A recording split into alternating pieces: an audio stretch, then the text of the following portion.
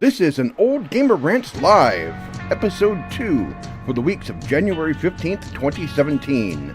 The busiest 2 weeks of gaming and tech news I have ever seen. And hello gamers, and welcome! My name is Mike, I am your host. This is an unscripted news and commentary program about gaming and gaming technology on the Gamers Bay channel, and also for the Gamers Bay community. This is our second program. First show was on New Year's Eve, and it actually went pretty well. So hopefully this episode won't suck. Now this is a second recording of this program because the first one got screwed somehow. I checked it before uploading and it seemed fine. So after uploading, the music sounded awfully loud. I don't know what happened. I'm not really sure. I screwed up someplace, so hopefully this time around it won't be screwy. These past 2 weeks have been absolutely crazy when it comes to news.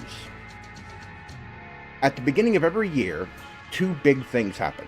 The North American International Auto Show, which takes place in Detroit, Michigan, which is my old hometown, the city that brought us motor cars, Madonna, Eminem, Motown.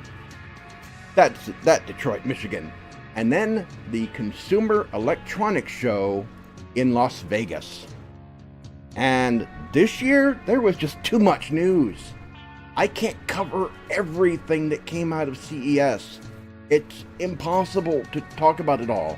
And there was a lot of gaming stuff that came out of there, and a lot of other tech stuff. CES is about more than just gaming. In fact, back in the day, before E3 even existed, video games shared a tent with adult entertainment stuff outside the main exhibit hall. And everything else, if you were looking for the top of the line in VHS players or DVD players back in the day, or even 8-track tape players in the 70s, you were looking for the top of the line of that technology, you were looking for the top of the line in televisions, CES is where you want to be. Now, more so than ever, CES is starting to become a place for gaming tech, specifically PC gaming. There's some console stuff, but mostly PC gaming stuff has been showing up there. All the big players, Gigabyte, MSI, Corsair, Intel, AMD, all of them are showing up there. If you want to check out all the big news, the newest stuff from Sony and Samsung and HTC and all that, if you want to check out all that news, what new TVs are coming, what new interesting tech is coming, then you can check out various channels, Paul's Hardware, Crit TV, which used to be Tech Syndicate. You can check out Jay's 2 Cents, Linus Tech Tips. They will cover a whole gambit of stuff that's not always gaming related. They do gaming related stuff, but they also cover a lot of other things too, like really cool new TVs that are coming, the quantum dot stuff that is coming that looks really, really good, the OLED televisions, the organic LED TVs where the pixels themselves are the light source on the screen, where it does not have to have a backlight, so the screens can be really thin. And this is some really cool stuff that they're showing there. And these guys cover it all. And they go there and they cover everything. So check their channels out if you want to find out a lot of stuff about gaming and non-gaming tech from the Consumer Electronics Show. Alright, now, attending the show was AMD. I mentioned AMD just a while ago, and 2017 is looking like it's going to be the year of AMD. Now, back in the day, AMD was top dog. They were the first with a 64-bit compatible x86 chip. 64-bit x86 compatible chip. They were the first with it, the Athlon 64. They were the first with a dual-core processor. They were up there. They were beating Intel. But then they decided to focus more on multi-core CPUs. And some of the cores actually shared cache. Like, saw some of the architecture design where 2 cores shared 1 pool of cache each on a 6 or 8 core processor. And while that gave multi-core applications a boost in performance, single core applications tanked bad compared to Intel chips. Intel was focusing on per core performance, whereas AMD was focusing on multi-core. The thing, unfortunately, around that particular time, 2008, 2010, 2012, which when they were releasing these processors, and AMD hasn't really released anything new except for the APUs since 2012 and now. Intel basically had no competition for 10 years from AMD. Most enthusiasts left AMD, went to Intel. AMD didn't produce any new chips. They focused on their graphics cards in that time. And during the time these processors were coming out, most games were single-threaded. So they wouldn't really take advantage of multi-threaded, multi-core processors. Now, there are some exceptions to this. There were a few games that would support multi-core, multi-threading. And not many. Not unlike today. There's a lot of them that do. Doom does. Far Cry 4 will not work unless you have dual core with multi-threading, or if you have a quad-core processor. Far Cry 4 will not launch at all. And GTA 5, while doesn't require a quad-core processor, it prefers that you have one. That it will run on a dual-core processor, but it prefers that you have a quad-core chip. And getting games to utilize those multiple cores is a little tricky. That's why DX12 and Vulkan are so important. But now, with Ryzen, AMD has a chance to come back. They are really pushing for lower power consumption, better per core performance. You can still get 6 and 8 core CPUs with them, but the cores don't share the same pool of cache anymore. And the benchmarks that AMD has been showing have been really promising. Intel hasn't really given us much of a performance gain over the past couple of generations. We've gone through a few generations now of new i3, i5, and i7 chips. These have not seen a significant increase in performance. Linus Tech Tips did some benchmarks of these, and they found that the performance gains are very negligible. They're very small changes. Now, there's been some other technology changes under the hood for the Intel processors, but the performance themselves hasn't really changed. So if you have an older i7, like a 4770K, it might not help you much to upgrade to the latest Kaby Lake. It may not help you much. Now, power-wise, power efficiency, they are working on power efficiency, but they haven't been boosting performance any. But these new chips from AMD perform as well as the chips that Intel currently has now. And they haven't had anything like that. Plus, there's also other new technologies that are in there that we haven't seen any of the major benefits for, such as the neural networking that's in their processors. So we haven't seen all of what these new Ryzen processors are capable of doing. Now, AMD also released information on their new Vega GPUs. Vega is their new line. They will be the RX 500 series, They've already released the RX 400 series, the 460, 470, and 480, which makes you VR ready at a cheaper price, which is significant. Vega, it is the benchmarks that AMD has done so far has shown that it is 45% faster than Fury X, which puts it right around the performance capabilities of the GTX 1080.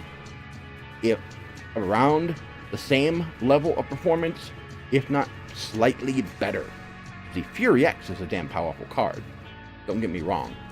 And they have technologies such as HBM2 high bandwidth memory 2, the next generation of high bandwidth memory, where it is not separate chips on the circuit board or the PCB for the graphics card, but actually in the processor, in the GPU. And because it's in the GPU, the route to the memory is much shorter, and so it can be significantly faster. And also high bandwidth cache, which is extremely important when you're running stuff like DirectX 12 and Vulkan applications, and also when you're doing stuff with graphics. That's really gonna boost things with graphics. That's really gonna boost things that use OpenCL acceleration, such as video editing software, rendering software. It's really going to benefit those. So we haven't seen any real-world benchmarks. When these cards start coming out, we're gonna see Jay's 2 Cents, Linus Tech Tips, Paul's Hardware Canucks. We're gonna see them all doing benchmarks for these guys, and so we're gonna see what they're capable of. But so far, the stuff that we've seen so far from them is promising.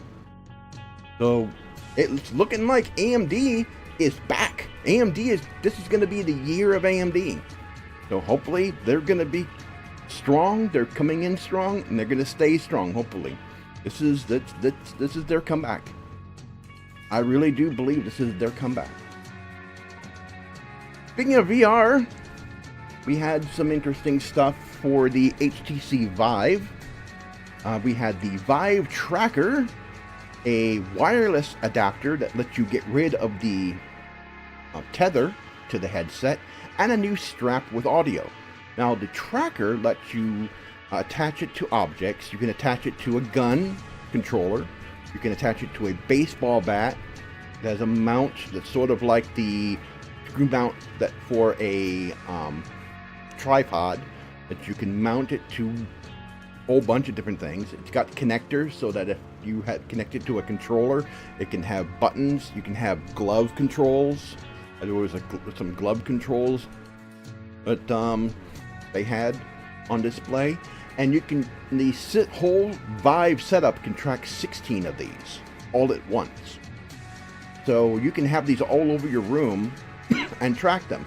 And developers have got these in their hands. They're not available to the public yet, and they're developing stuff that will use these.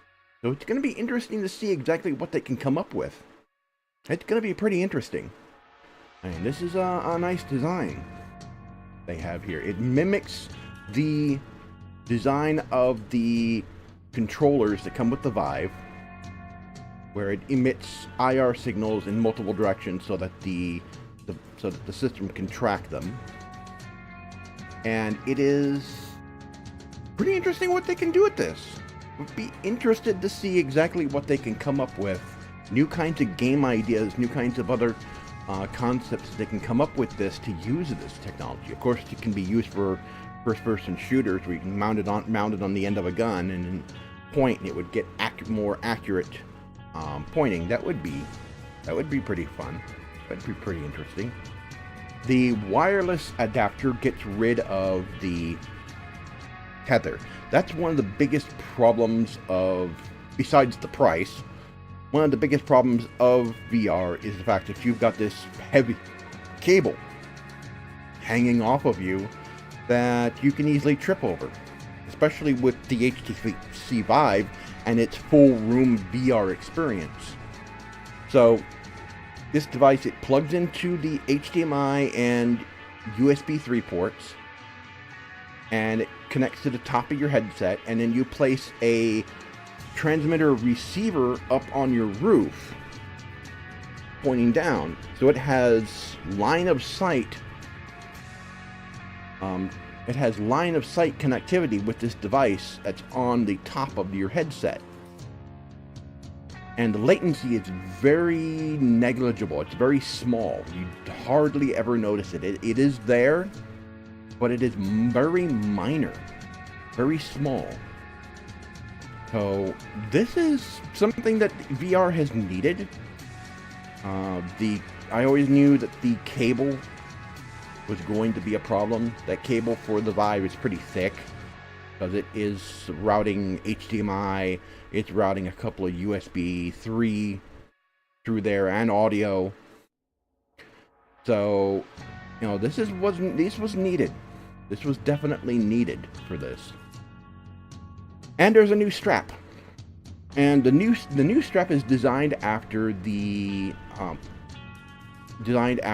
headset for PSVR, PlayStation VR, which is actually pretty nice. It hugs your head, but it doesn't feel weighty, doesn't feel heavy, and it was designed after it. There is a disc in the back that you can turn that will tighten or loosen it. It has headsets included, which the audio is not that bad. It's rigid plastic with stretchy material and extra padding, and no word on pricing on any of these items yet. I expect these will probably be about, the tracker will probably be about $20-$30 each. Certain the wireless adapter will be about $100. The strap probably be about $40-$50, most likely. And it will attach to your Vive and replace the existing strap, and it's said to be extremely comfortable. Very comfortable. Okay, Razer is one of the companies that shows up at CES often, and they usually bring with them a couple of prototypes. They had Project Ariana, which was a projector that scattered distorted images of the game around you on your wall. Now, Microsoft showed off something like this for Xbox at one time, but they never came out with it. And it looks kind of strange. The projector itself looks like the head of those alien ships from War of the Worlds. It's weird looking. This, though, this right here, this is cool. This got a lot of attention. Project Valerie. This is a notebook with 3 G-Sync 4K displays. G-Sync 4K displays. 3 of them. The laptop has a GTX 1080 that drives the 3 screens. And you can use Nvidia Surround, which is where the game appears in the 3 screens. Your peripheral view on left and right, and the main view with the HUD in the middle. And this gathered a lot of attention. And how this works is you open the screen and the other 2 screens automatically slide out. And then you close the screen and the other 2 screens slide back in automatically. Now, and this is a prototype. They had another prototype, which was Project Christine, a couple of years ago, where that was a completely modular computer that was liquid cooled, where the computing modules were just cartridges that plugged into a tower. That was pretty cool. I wish they would actually come out with that. That was pretty cool stuff.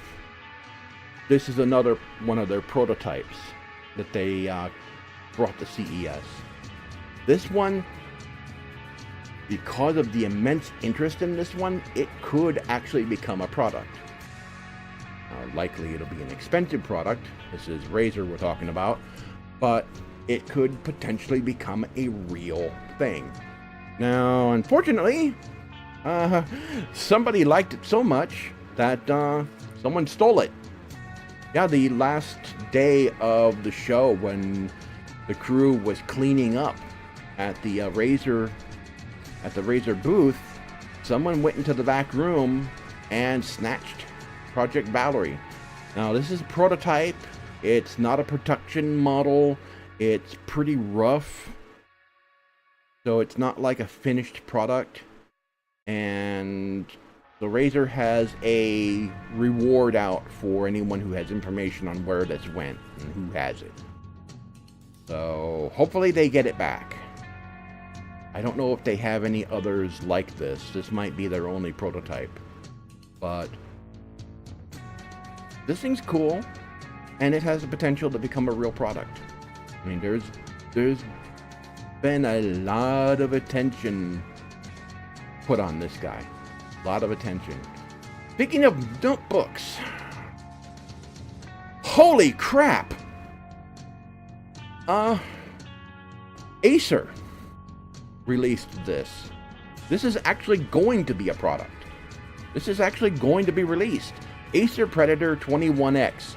This is a 21-inch display laptop. It's a 4K G-Sync curved monitor. Let me say that again. 21-inch 4K curved G-Sync display. Has Tobii eye tracking, so it tracks your eye movement on when you're looking at the screen. It has two GTX Geforce 1080s in SLI. Has a overclockable Intel Core i7 7820 HK. Has a Cherry MX RGB mechanical keyboard. 64 gigs of RAM. It has space for holding a couple of M.2s and 5 storage drives internally. Massive amounts of storage. It only comes in one configuration, full spec, and you can add your own drives, and this puppy will set you back $9,000. Let that roll around your head a little bit. $9,000. $9K. This is a laptop that costs almost $10,000.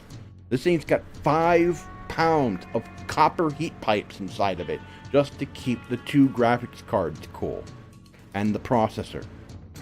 This thing is a beast. And it is a laptop. You can technically carry it with you, although you'd have to be Arnold Schwarzenegger likely to carry this thing in your messenger bag.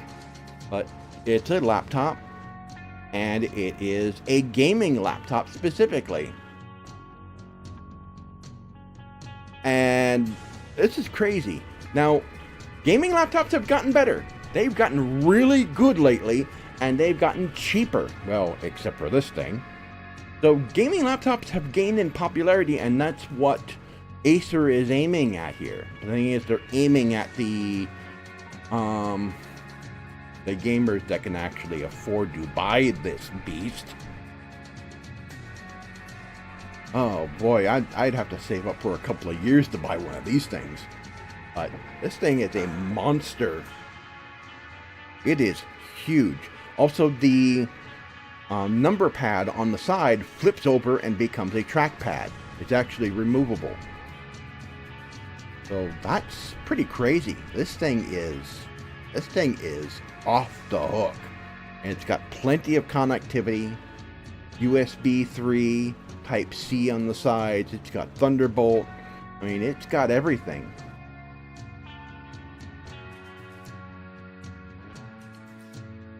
And then this happened. What the hell? I was actually looking forward to actually playing this. Scalebound is canceled. Now, not a lot is known about exactly what happened. We're told the game was not on schedule, and that was why it was canceled. Which, game is not on schedule, so you canceled it, and how far into development is it? This was shown at E3 last year, where you had that, they had that big battle with the guy and the dragon and the big giant enemy crab. My Sony will never live that down. And that looked pretty cool. And a lot of people were looking forward to it. It's sort of it was going to be an RPG where you had a dragon that fought by your side against monsters. It's going to be sort of like a cross between Shadow of the Colossus mixed with the Monster Hunter mixed with Pokemon. It was going to be pretty darn cool. And gone. So we're not getting it. And it makes you wonder what Microsoft's thinking. Now, Platinum Games was developing this for Microsoft. They made Bayonetta 2. They made that, Transformers game, which I think was a lot better than the last Transformers game, which was the... I'm not even going to talk about that piece of crap. It doesn't deserve to be associated with the Transformers Cybertron series. Those two games were awesome. That game was just dismal. Rise of the Dark Spark. Can't stand even saying the name. But, they may not have had the best games recently. They've had a few stinkers, like the Teenage Mutant Ninja Turtles game. That was a stinker. The Transformers game was good. Wasn't great, but it was good. Wasn't bad. And, we don't know if this was going to be bad or not. It didn't look like it was going to be bad. And it was not on schedule, so Microsoft decided to just cancel it. Microsoft or Platinum Games just decided to cancel the thing. Now, I also understand that the next Crackdown is in trouble, too. And it could potentially be canceled as well. It's been running into some technical problems. Which Platinum Games has come out and said that they were having some problems with the engine for Scalebound. Which, that could easily been fixed. But Crackdown, I think I know what's happening there. Microsoft and their fanboys have been touting this whole thing with the cloud, doing physics calculations. Now, I know how the internet works. Fanboys don't. And there's too much latency. There's too much latency for that to work. To work properly. There's too much latency.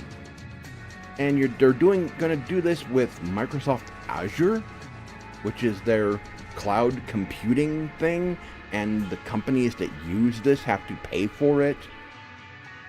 I think they have to pay for it per game. And I don't think the technology is working quite as well as Microsoft described it. And that's probably why the next Crackdown's having problems. They're having problems getting that to work. So, I don't know. We'll see what happens in the next coming weeks, months. I mean, E3 is still some time away. I believe that's June when that's coming. And in between then and there, we have the Game Developers Conference. So we'll know more then also, likely. Hopefully. So, in fact, that's, I recall the GDC is in April. Yes, I believe that's in April. Don't quote me.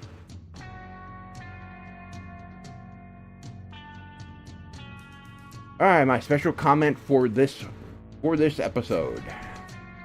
Nintendo dropped a whole mess of information on Thursday of last week. And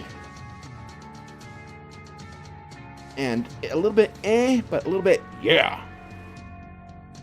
The presentation for their live event was, I mean, they seemed a little too stiff.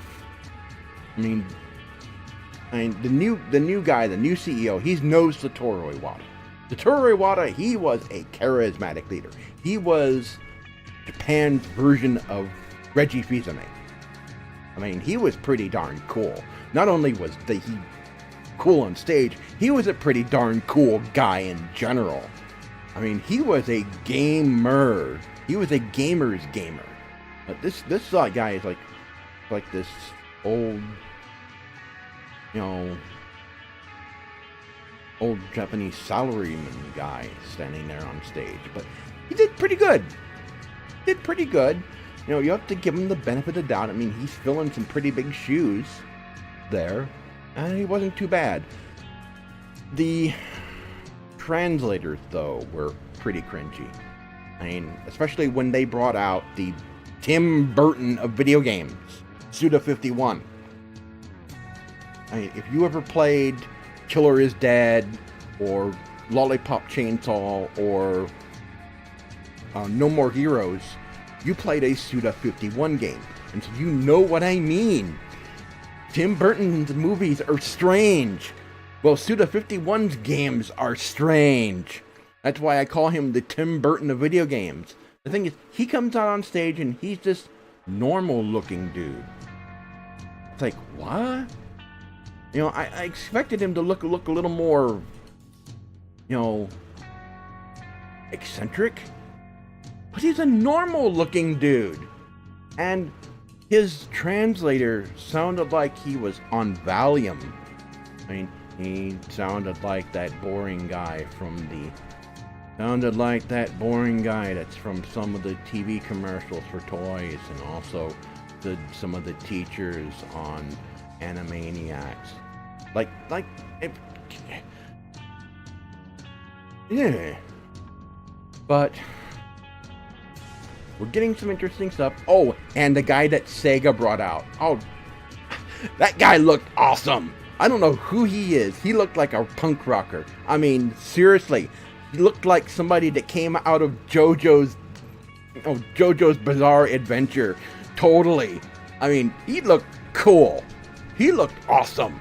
That guy from Sega. I mean, that's awesome. I mean, Yoshi P from Square Enix looks pretty awesome. He looks like a rock star. But this guy looked cool. I mean, he had a cool style. He had an awesome style. But to get on with everything, Nintendo dropped all their information on the Nintendo Switch. The Nintendo Switch, in case you've been living in a cave or under a rock for the past 9 months, the Switch is their newest console, and it is a console. I am sorry, Nintendo, you're billing this as a replacement for the Wii U, even though you say you're still going to support the Wii U. This is a replacement for it. Let's call it like it is. Come on. And it is a hybrid between a console that plugs into your TV and a portable that you carry with you.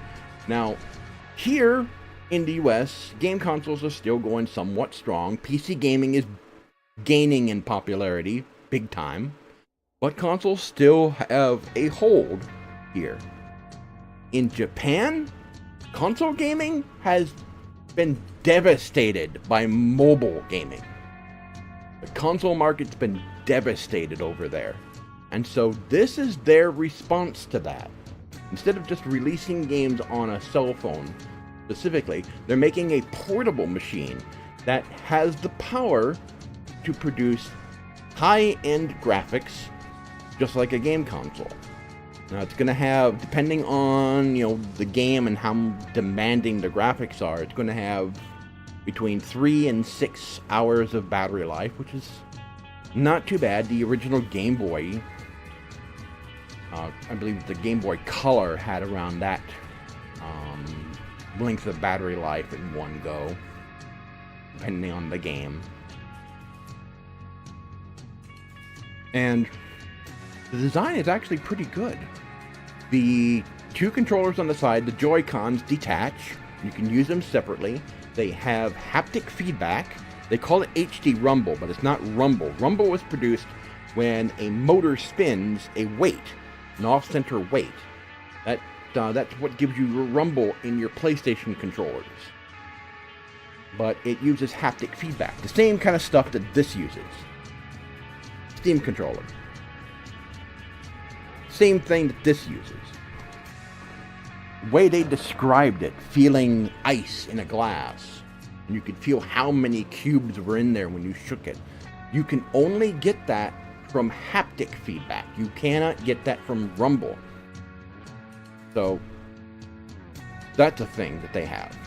Also, each one has motion sensors in it. Hopefully, it's better motion sensors than the Wii Motion Plus. Wii Motion Plus was not that great. We had it for Skyward Sword.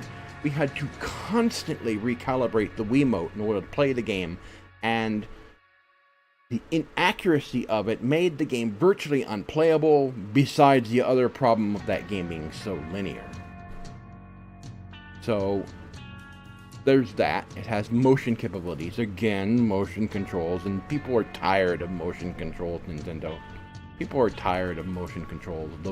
The Kinect is dead. Microsoft's not even trying to promote games for it anymore. Kinect is gone. It's dead. It went bye-bye.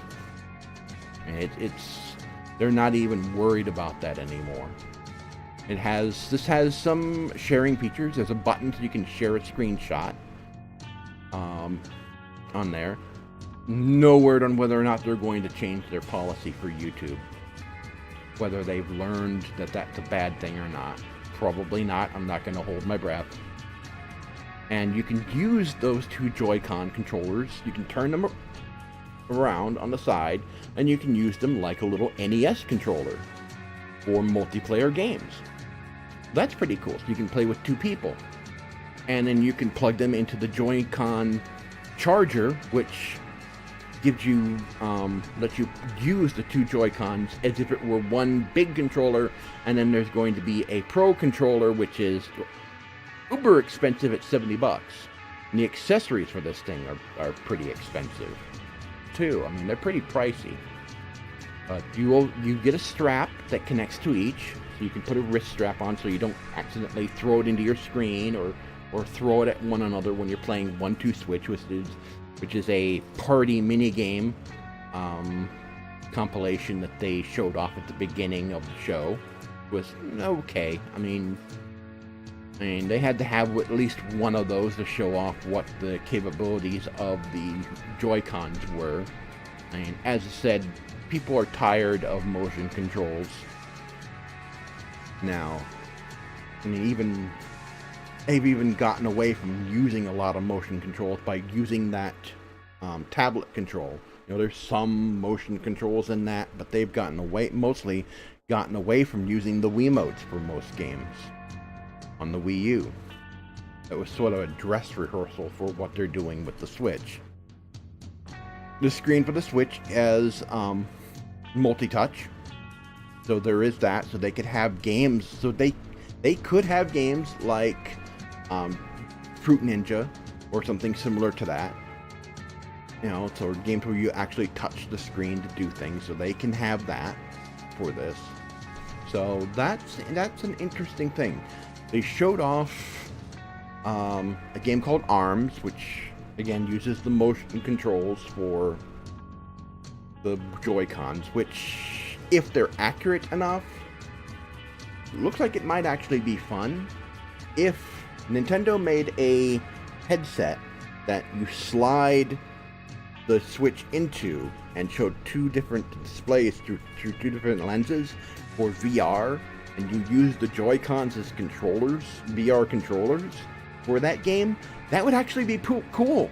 I mean, if they can do that right, that would actually be pretty cool to play that game, play ARMS in VR. Now that would make that game really, really cool. They should do that.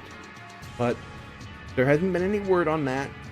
they have, they didn't talk about it in this presentation, but they've talked about it in the past about possibly getting into some virtual reality. And this machine has the potential of doing that.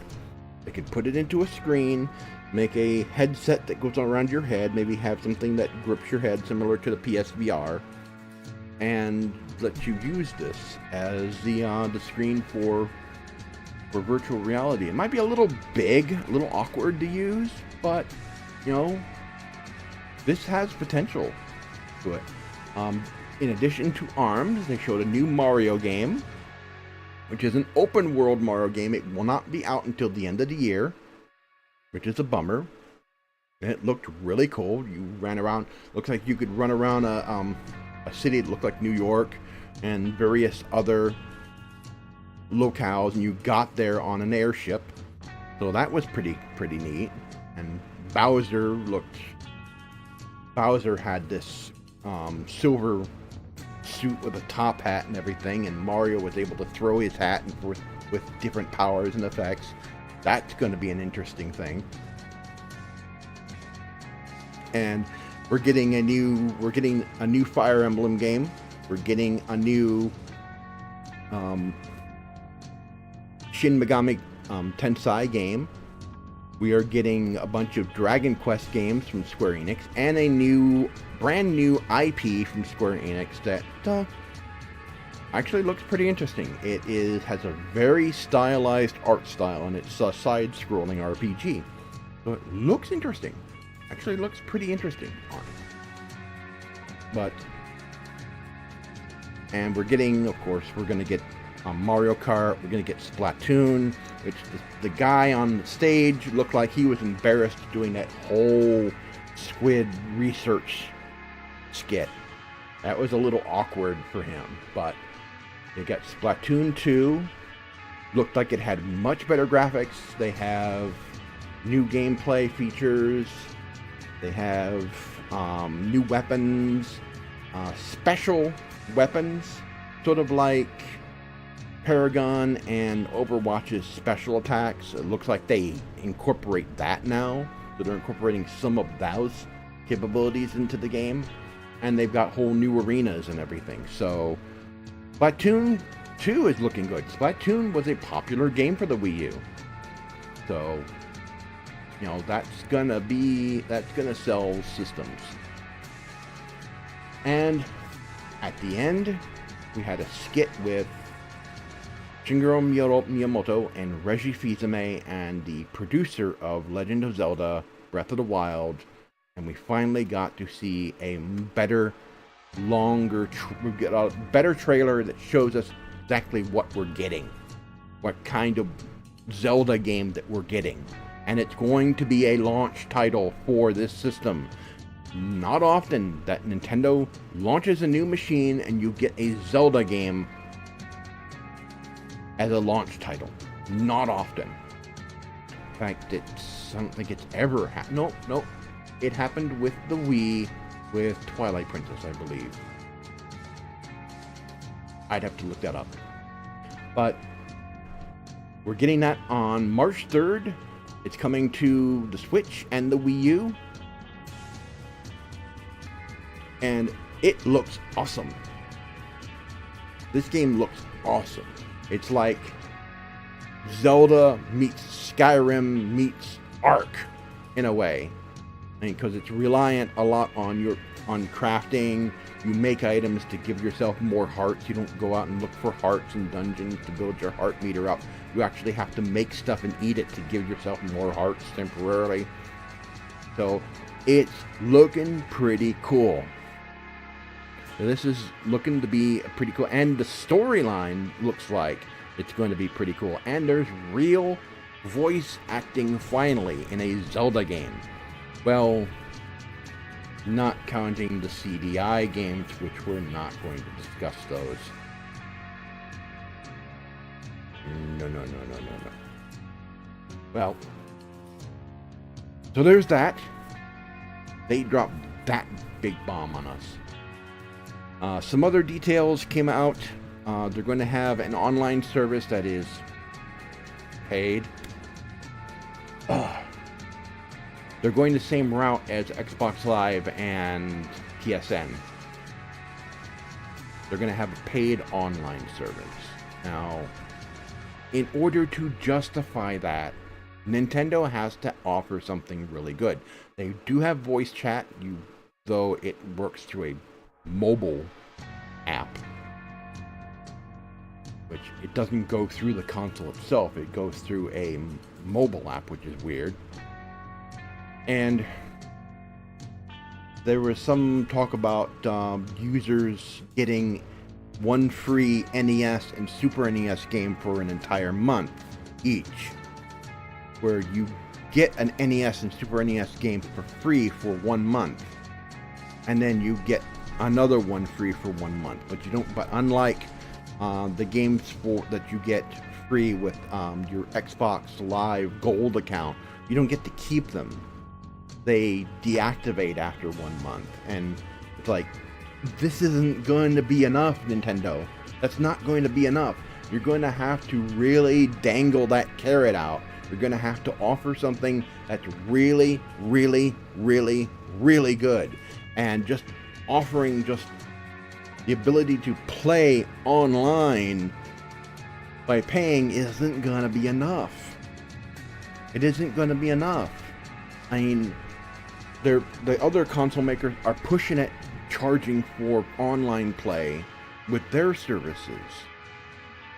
They're pushing it enough with that.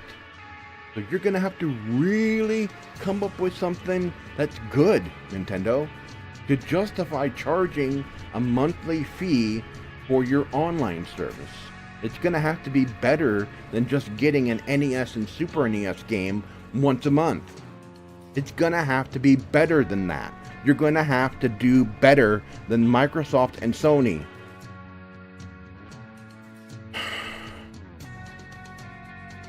So, there's that with that. Their online service. No details on technical specs. We do know that internally it has only 32 gigs of storage, which, you know, I wasn't expecting this to have any higher than that. Maybe 64 gig I was hoping for, maybe. So, you know, download titles, DLC, you know, how's that going to be handled? Now, you can install a SD card, SDXC card. You can put a 256 gig SD card in here. It's not the fastest storage. I mean, the PlayStation 4, its hard drive plugs into SATA, but that goes into the USB bus. So that's why that drive is so slow. That's why that drive is so slow. They're using a 5400 RPM drive in the PS4 connected through USB. What the fuck? You know, and SD cards are, you know, slower than SSDs. They're slower than hard drives, but they're faster than floppies. You know, so I don't know. I mean, games load pretty quickly from SD cards on the Wii U, so who knows? You can store a lot with 256 gig, especially a lot of virtual console titles. I don't know anything about DLC patches for games. There have been a few game patches released by Nintendo. There was one released for, you know, Twilight Princess back in the day. And we're also getting Skyrim. No word on whether it's Skyrim Special Edition with mods at all, or if it's just standard Skyrim with Special Edition's improved graphics. So it's likely Skyrim with the improved graphics, but without the mods. Because you would need the storage space for the mods, and 32 gig is not going to be enough for a lot of mods that are out there.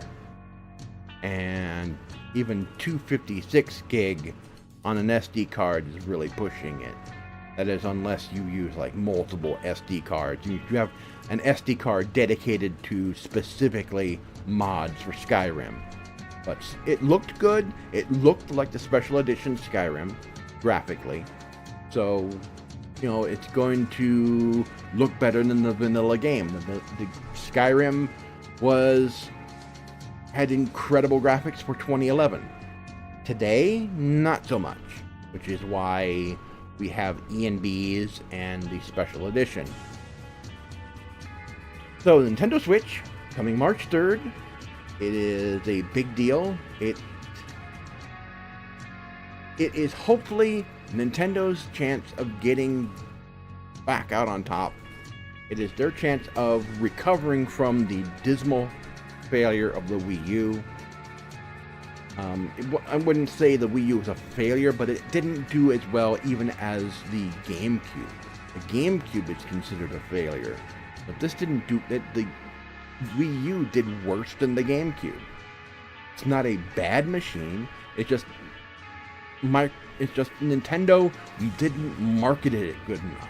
People thought and still think today that the Wii U is just an accessory for the Wii. So Nintendo, with your marketing stuff, you've got to make sure people understand that this is a separate machine, that this has nothing to do with the Wii or the Wii U.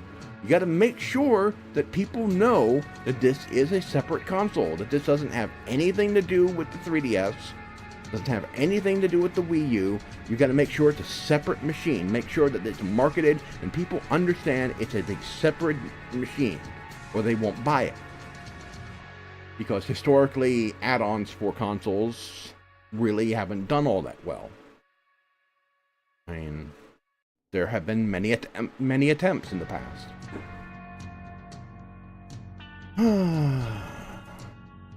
This was going to be the segment where I was going to take questions from people in chat, but since this is pre-recorded, because YouTube's having trouble with live streams right now for various channels, we're not the only ones having problems.